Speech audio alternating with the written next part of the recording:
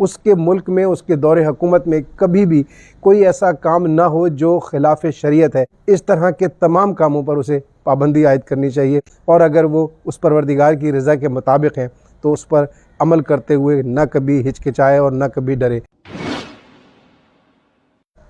السلام علیکم۔ مولا متقیان مولا امام علی علیہ السلام نہج البلاغہ کی حکمت 332 میں فرماتے ہیں، حکام اللہ کی سرزمین میں اس کے پاسبان ہیں۔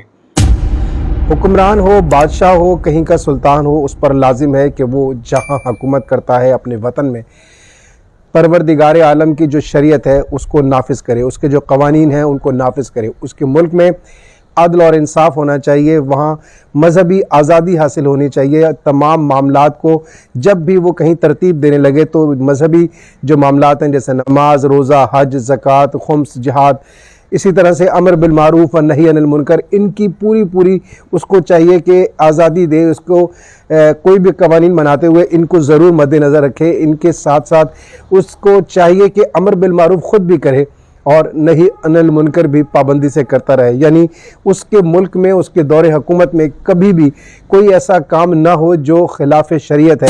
اس طرح کے تمام کاموں پر اسے پابندی عائد کرنی چاہیے۔ اس کے ساتھ ساتھ جب بھی کوئی قوانین بنائے یا کچھ بھی کرنے لگے تو ہمیشہ اس بات کو تول لے کہ وہ قوانین کہیں اس پروردگار عالم کی شریعت کے، اس کے حکم کے مخالف تو نہیں ہے۔ اگر وہ اس کے مخالف ہیں تو انہیں ترک کرے، اس کی مخالفت کرے، اور اگر وہ اس پروردگار کی رضا کے مطابق ہیں تو اس پر عمل کرتے ہوئے نہ کبھی ہچکچائے اور نہ کبھی ڈرے۔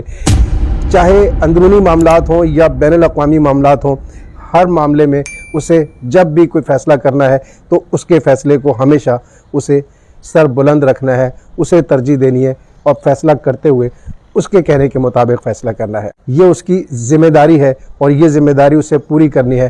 اگر وہ ایسا نہیں کرتا تو وہ اور اس کے ملک میں ہونے والی جو تمام برائیاں ہیں سب کا ذمہ دار ہے اور اس پروردگار عالم کے سامنے جواب دہ ہے۔ شکریہ۔